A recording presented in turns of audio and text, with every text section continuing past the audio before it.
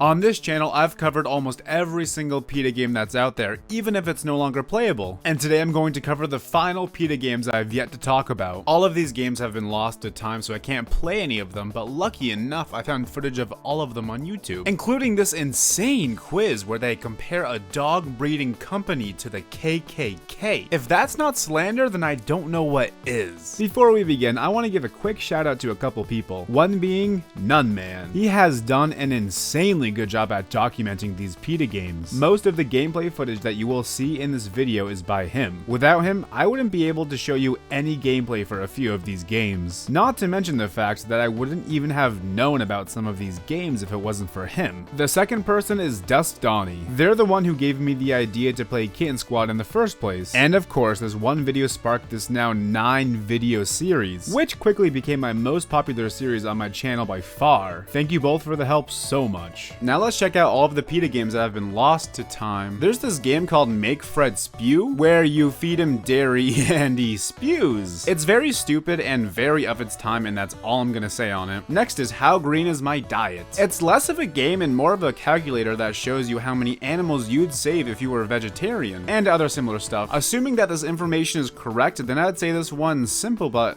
kind of cool. Next is Dress Up the Trollsons. You know the Olsen twins, aka Mary, Kate, and Ashley? Or should I say Harry, Kate, and Trashly? Nice, sick burn, PETA. I guess they wore or wear fur, so they made a dress-up game where they look like zombies. The text in this game just forces this message down your throat, and you can dress them up in exaggerated dead animal fur. It's stupid, so let's move on to something else that's just as stupid: Commando Chicks. You have to sticker chicken before they go into a shopper's cart 3 times to win. I don't know who or what possessed this chicken, but this just looks dumb. The only video I could find is one video of this guy and he couldn't get past level 3. He claims he's clicked the chicken many times, but the game just doesn't respond. But since I can't play the game for myself, I have to say it could be a skill issue. Don't shoot me, I'm not saying it is, I'm just saying we don't know if it is or not. All 3 levels are the same, the only thing that changes is the person's color scheme. When you lose, it says because of you, people have salmonella poisoning and another chicken is dead. Chicken is one of the few foods that I think I actually eat every single day, and never once have I gotten salmonella poisoning from it. You get salmonella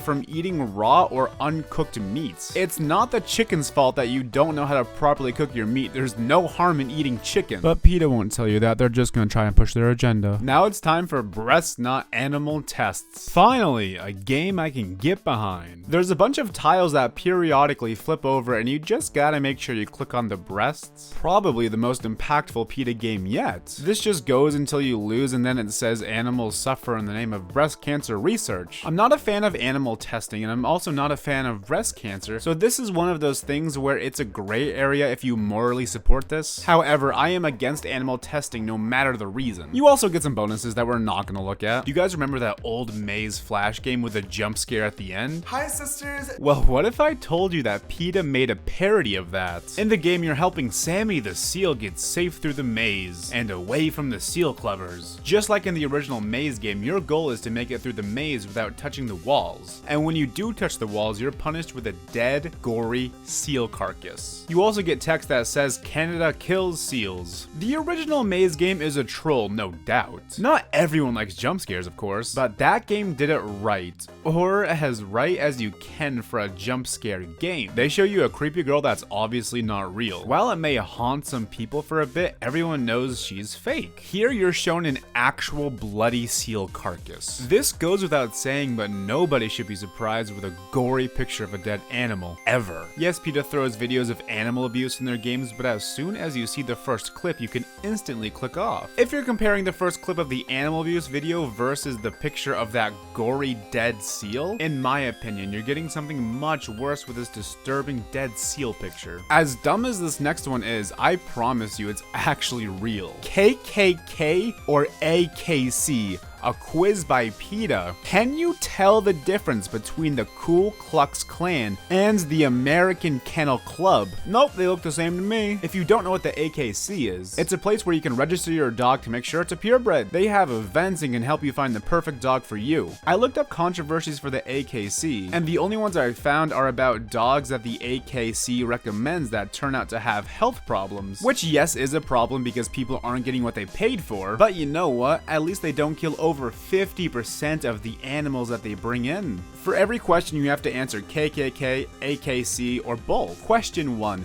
This group feels that pure bloodlines are superior. I don't think you can blame someone for wanting a specific type of dog. Sometimes people literally just want a purebred because they like that type of dog and they want to assure their dog's health. I'm sure there are some problems that may arise in this community of purebred dog breeding, but it's not like they're actively going out there protesting against mutts or doing anything similar to the KKK. I'll post the other questions on screen, but they're all just as stupid. Even if PETA had any credibility in taking care of animals, I still wouldn't respect this game given how insane the comparisons are. Now let's get back to being horny with PETA's ABC striptease quiz. Hi, I'm Amber, and today we're going to be going over our ABCs. Here's your first lesson. ABC stands for Animal Birth Control, but it can also stand for Amber's bored with clothes. If you have the brain power to answer these 10 quiz questions correctly, there's nothing that gets me hotter than an intelligent person who's also compassionate. So let's see if we can get me hot enough to remove a few pesky items of clothing, if you're up to the challenge, that is. I hate to burst PETA's bubble, but you can find plenty of pictures of naked women online for free. But hey, I'm sure this is someone's very specific fetish. The questions are all about animal adoptions or things related to animals being born. Assuming that these are factual, there's nothing wrong here. I'll put them all up on the screen if you want to read them. Every time you got a question right, she does take off some clothes. I won't show any pictures of her in her underwear just to make YouTube happy, but you never get to see her fully naked. And seeing her naked is probably the only reason anyone has ever been in the game. When you get a question wrong, she says, "I'm disappointed in you. In fact,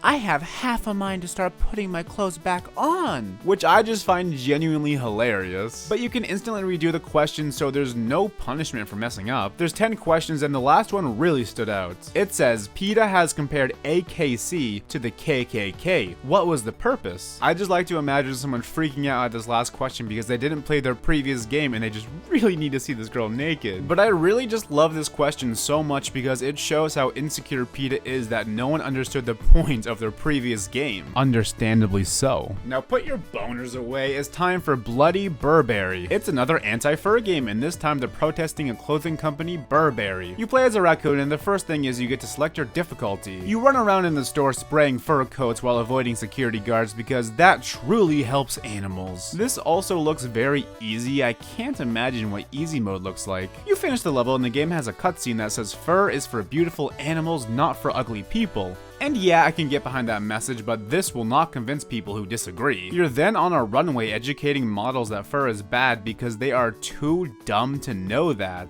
I have no idea why they're bashing models like this here. When you beat the level, there's a cutscene showing you that the models had a change of heart. In the final level, you have to free animals as the Burberry CEO chases you down. I know for a fact these games do not convince anyone of anything. There's better ways to tackle these issues than making these awful games that no one's gonna take seriously. One last thing I want to bring up is something about Kitten Squad. Kitten Squad was the first PETA game I played on this channel, so it's only fitting that I close out my PETA reviews with a little more Kitten Squad. In Kitten Squad, you have many cosmetics that you can choose from. On Steam, where I played, you can only unlock them with in-game currency, but on the Nintendo Switch version, there's a costume mega pack DLC for $5. This isn't anything crazy or outrageous at all, but I think it's worth mentioning just because this is the only PETA game where you can actually spend money. That's it, that fact just interested me. Please don't give PETA any money. I've done it, I've reviewed every single PETA game. God, what a waste of time. These videos have been very fun to make and you guys seem to have loved them too. My top 5 most viewed videos are PETA videos, so thank you guys for that. The support has been amazing. But we're not done yet. I do have a couple more PETA videos planned, so stay tuned for that. I also have a lot more video ideas that have nothing to do with PETA and have nothing to do with the Binding of Isaac that I think you guys will like. Thank you again for all of the support on this series thus far, and thank you for watching. I hope you all have a happy Tuesday.